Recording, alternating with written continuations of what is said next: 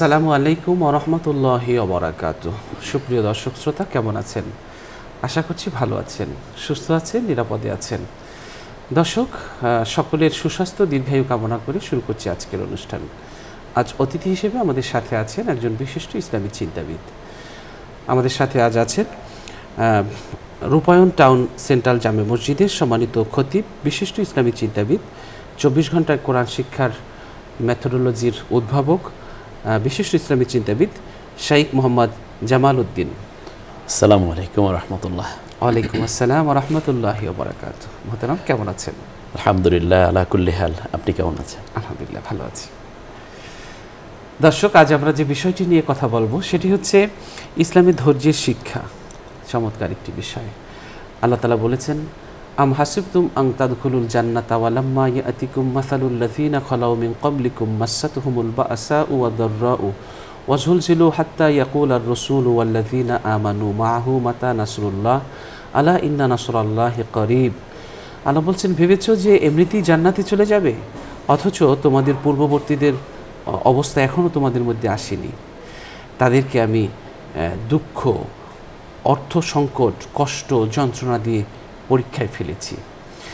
এমনকি ইমানদারগণ এবং নবী রসুলগণ এবং মুমিনগণ নতুন বিপদে বিপদে তারা এতটাই জর্জরিত ছিল যে নতুন করে বিপদ আসলে প্রকম্পিত হতো, ভয়ে প্রকম্পিত হতো।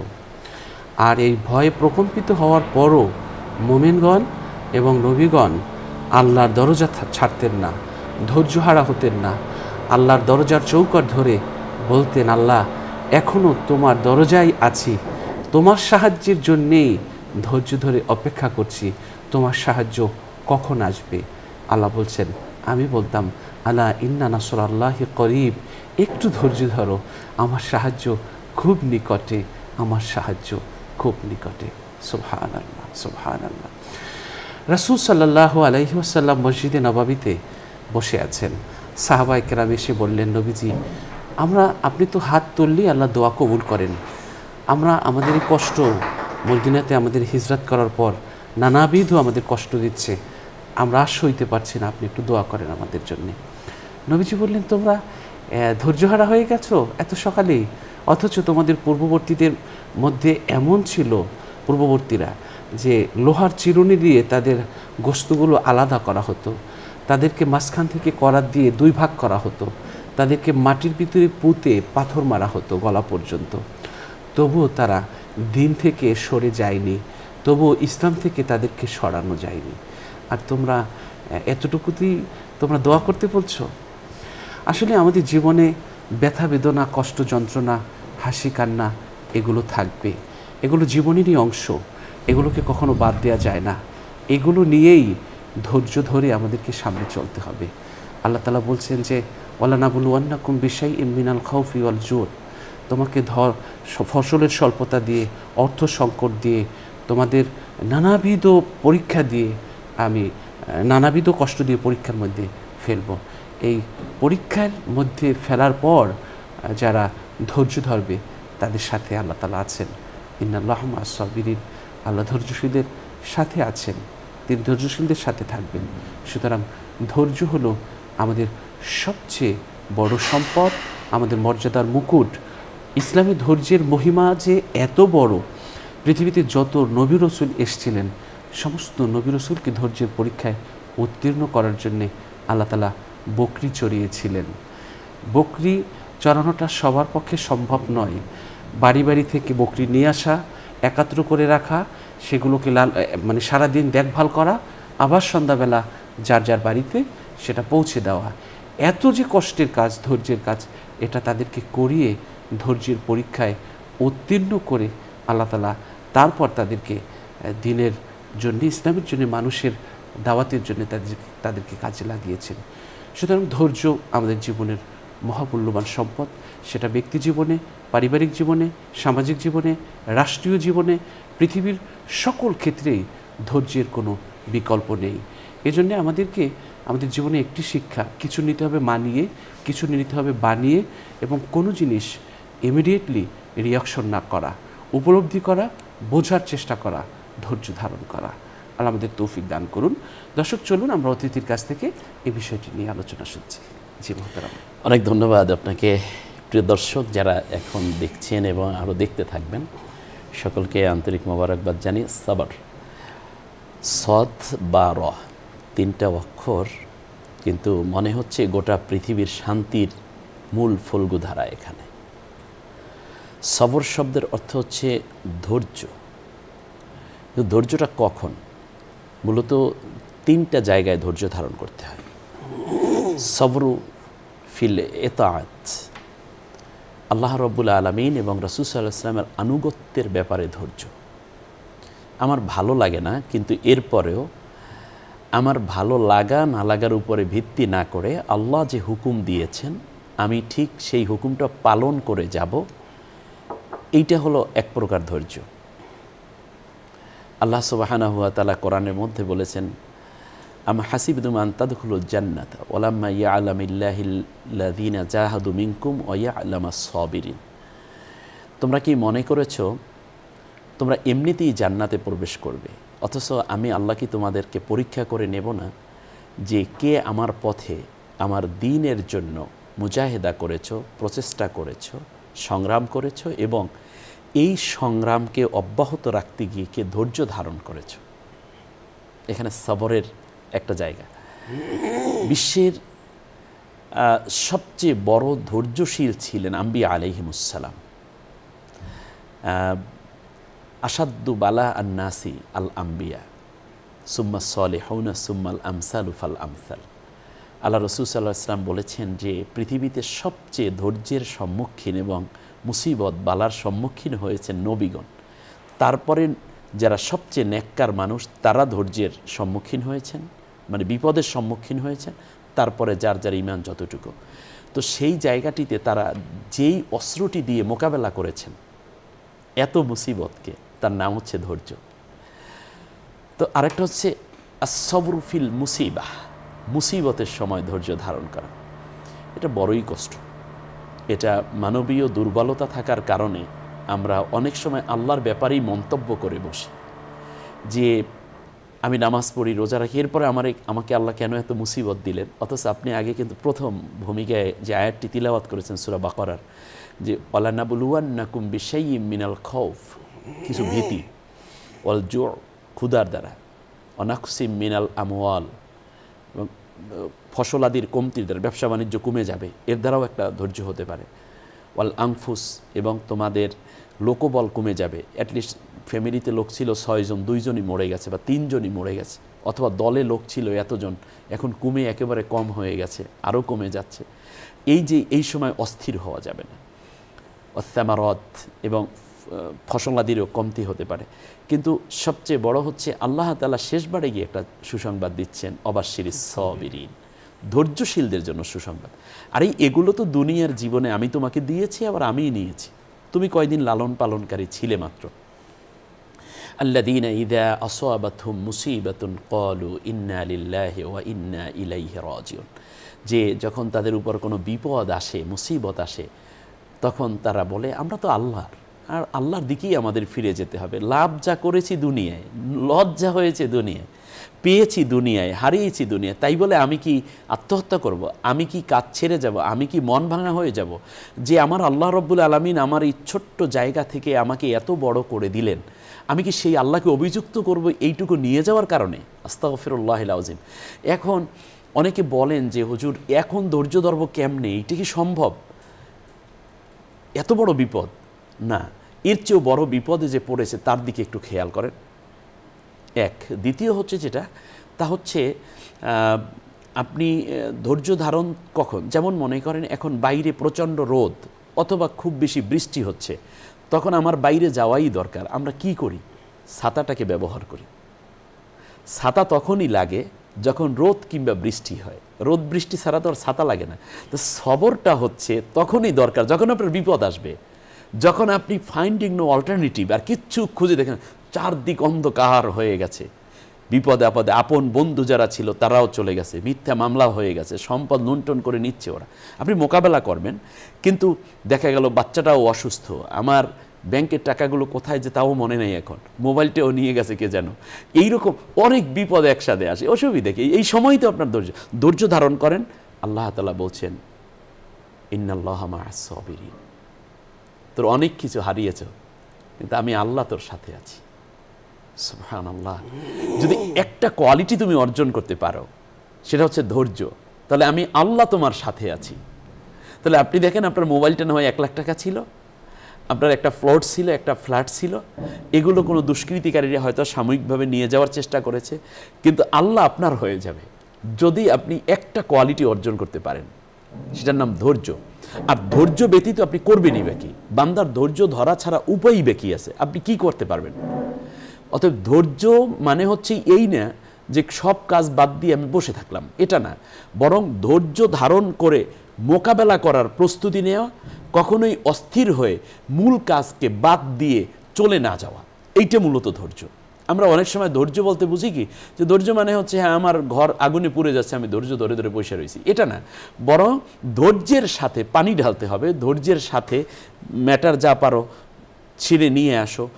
এমনকি আমরা যদি রাসূল সাল্লাল্লাহু আলাইহি ইসলামের একটা হাদিস, খুব মশহুর হাদিস, বুখারী শরীফ এসেছে হাদিসটা, যে রাসূল সাল্লাল্লাহু আলাইহি ইসলাম একবার আসহাবে আজমাইনদেরকে নিয়ে একটা কোথাও যাচ্ছিলেন, তো তিনি পাশেই এক মহিলার কান্নার আওয়াজ শুনছেন। নবী সাল্লাল্লাহু আলাইহি ওয়াসাল্লাম ওই বাড়িতে প্রবেশ করলেন আসহাবে আজমাইন সহ, গিয়ে দেখতেছেন যে একটা যুবক ছেলে সে মরে গেছে, মরার পরে তার কাপড় দিয়ে ঢেকে রেখেছে, মা পাশে বসে কাঁদছে, ওই কান্নার আওয়াজই নবীজির কানে গেছে।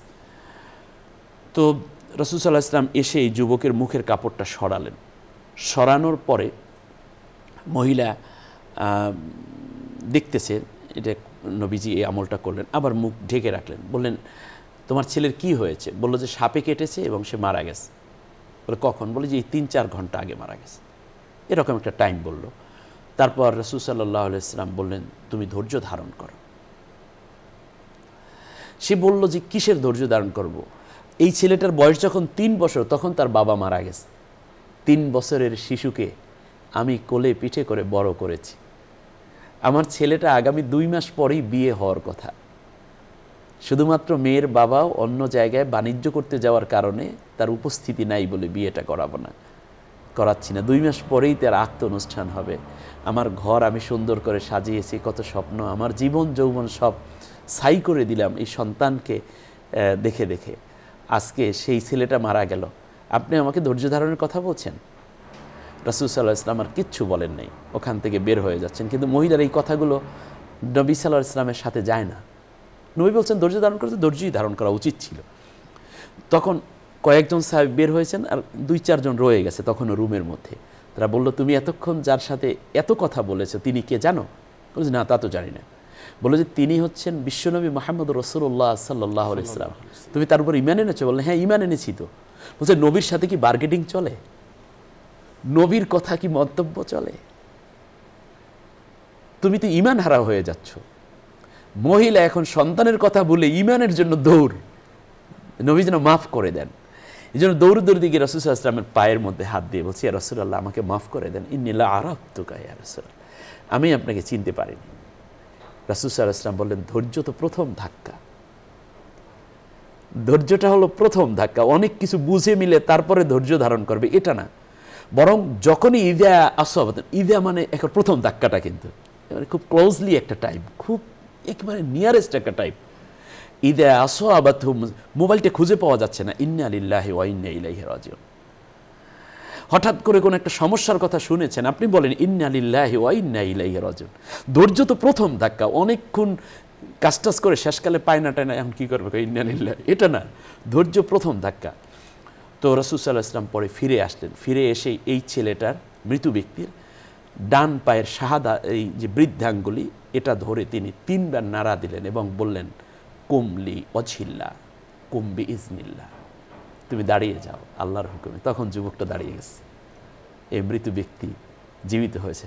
মুজিজাতুর রাসূল সাল্লাল্লাহু আলাইহি ওয়াসাল্লামের অধ্যায়ের মধ্যে এই হাদিসটা আছে, খুব চমৎকার। তখন বলছে ধৈর্য ধারণ করবে, প্রথম দিকই ধৈর্যটা প্রথম। রাসূল সাল্লাল্লাহু আলাইহি ওয়াসাল্লাম একবার যাচ্ছেন, হঠাৎ করে একটা শিশুর মায়ের কান্নার আওয়াজ নবীজির কানে চলে আসলো। রাসূল সাল্লাল্লাহু আলাইহি ওয়াসাল্লাম বললেন, তুমি ধৈর্য ধারণ করো। বলছে, রসুল আমি ধৈর্য ধারণ করব। এ কথা শোনার পরপরই রাসূল সাল্লাল্লাহু আলাইহি ওয়াসাল্লাম বললেন, তোমার শিশুটি, তোমার জন্য দুইটা সুসংবাদ আমি দিচ্ছি।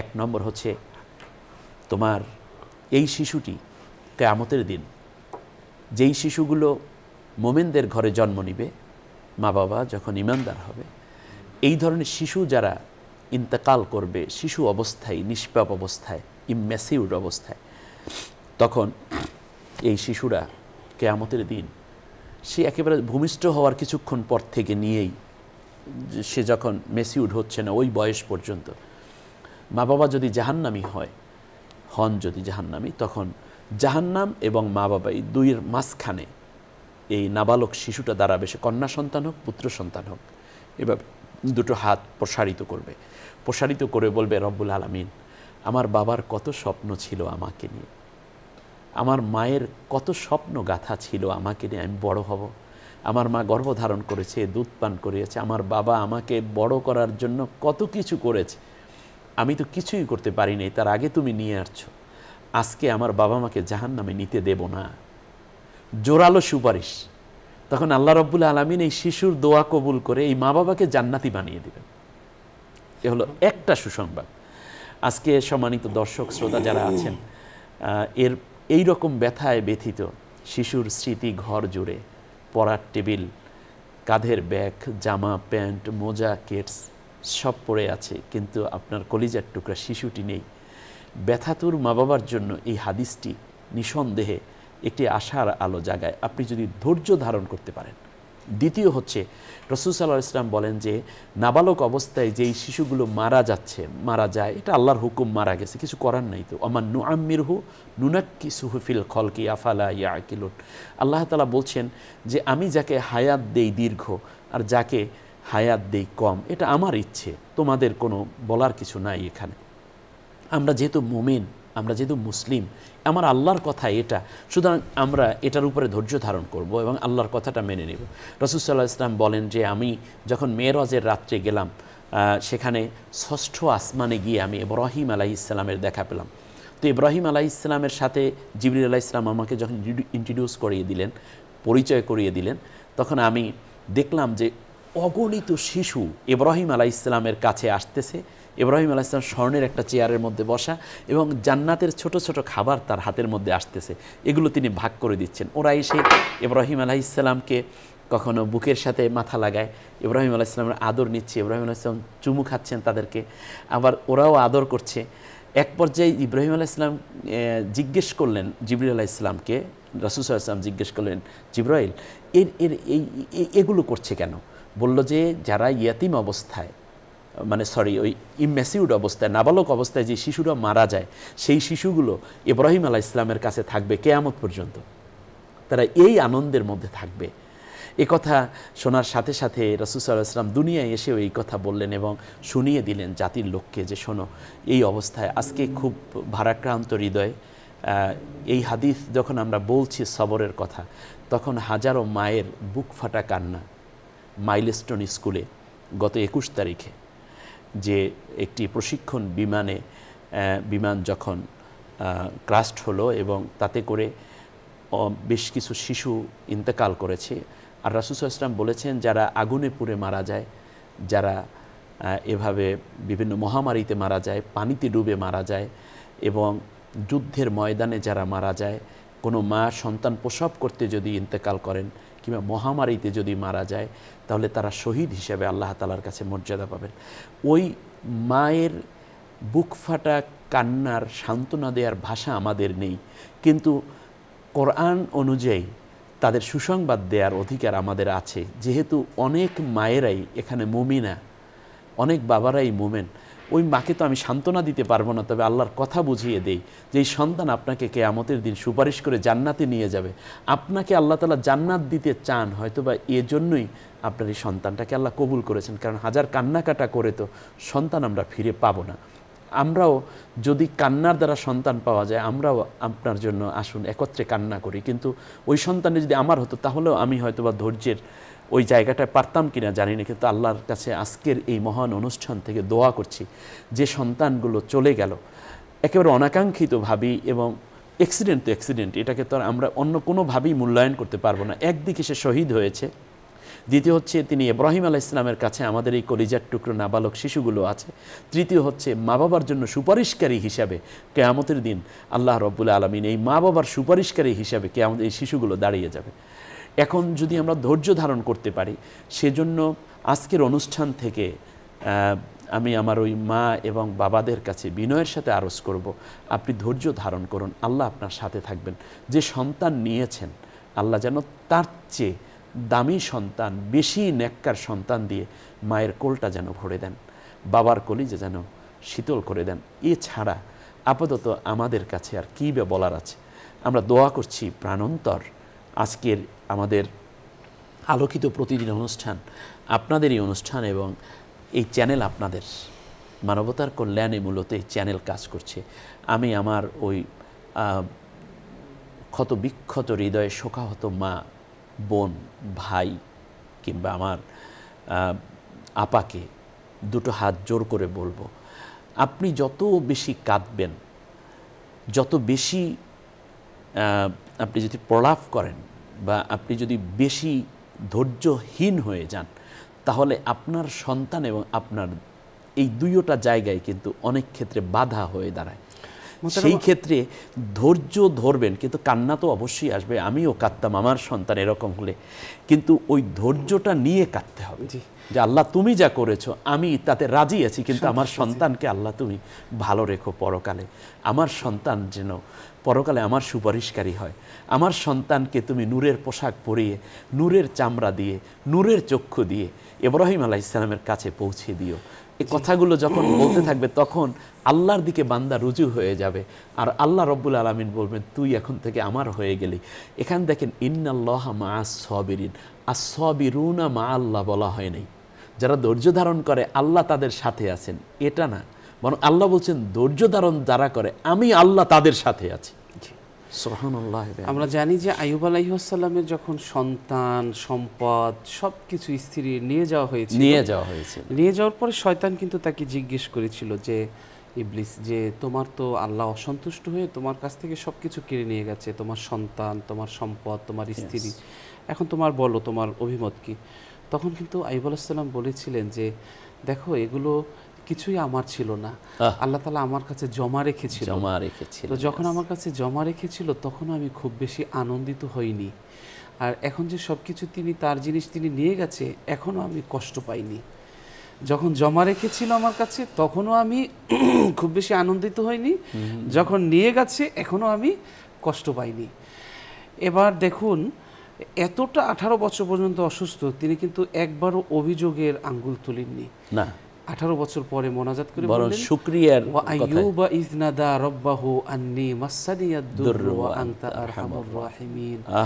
হে আল্লাহ, আমি অসুস্থ হয়ে পড়ে থাকা এক অসুস্থ রোগী, তুমি তো আহকামুল হাকিমিন, তুমি একটু আমার দিকে চাইলে তো রহমতের দৃষ্টিতে তাকাতে পারো। কত যে কোনো অভিযোগ নেই, কোনো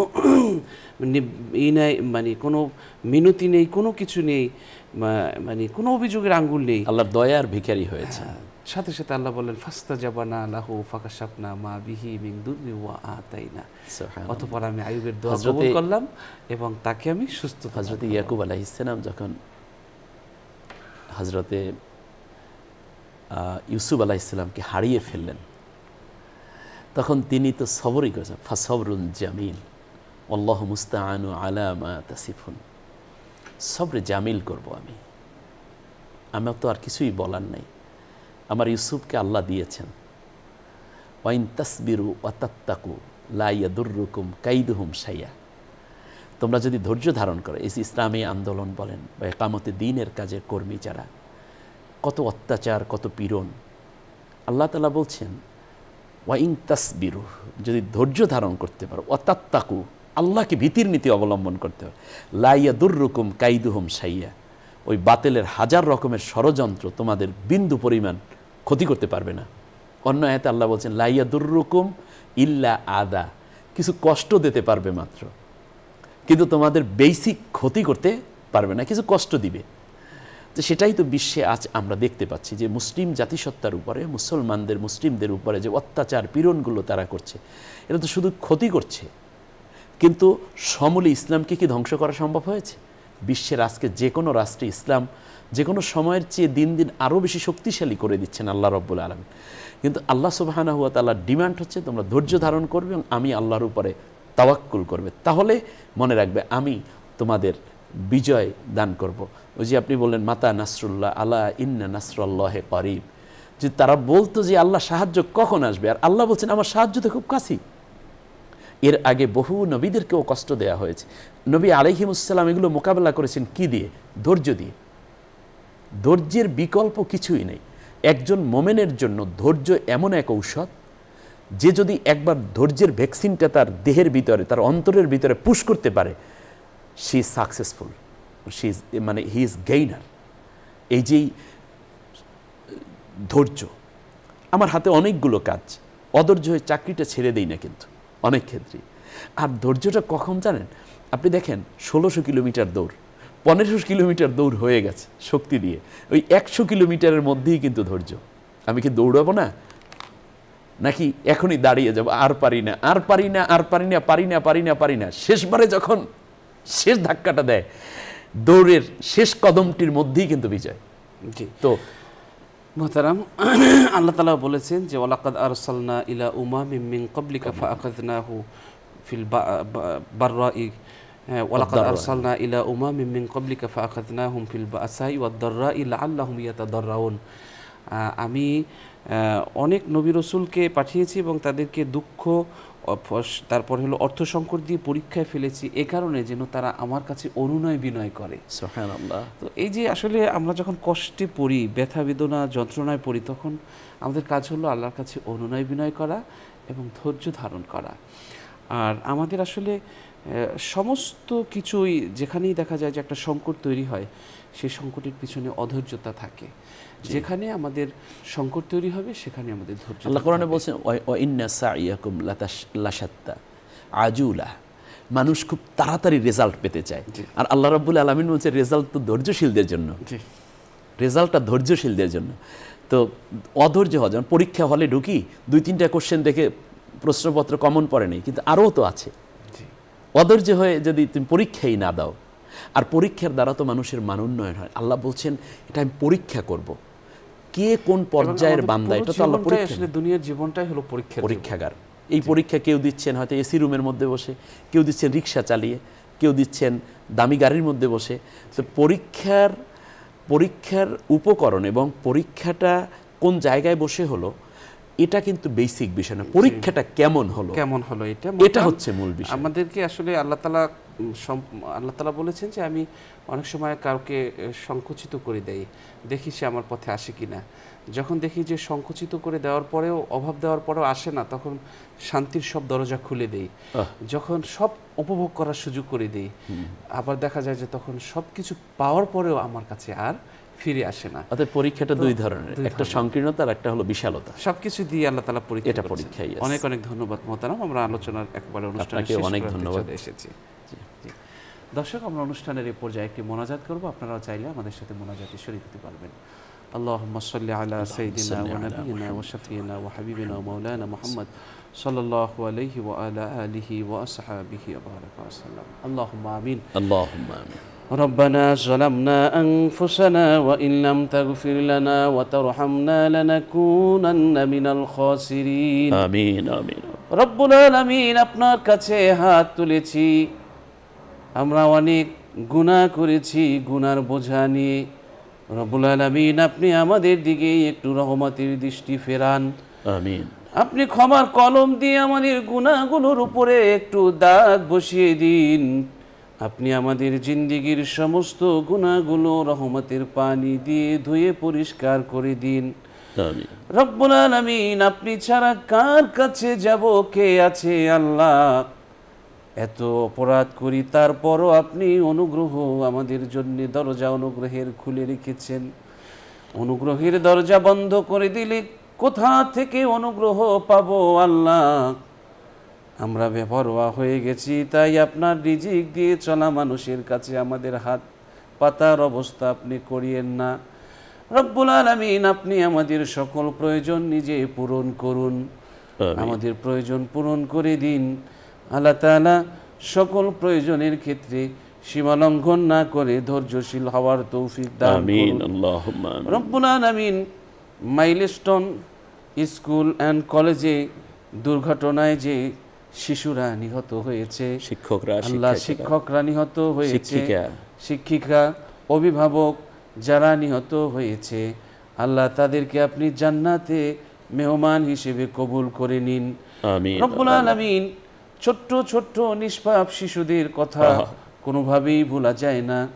আল্লাহ তাআলা আপনি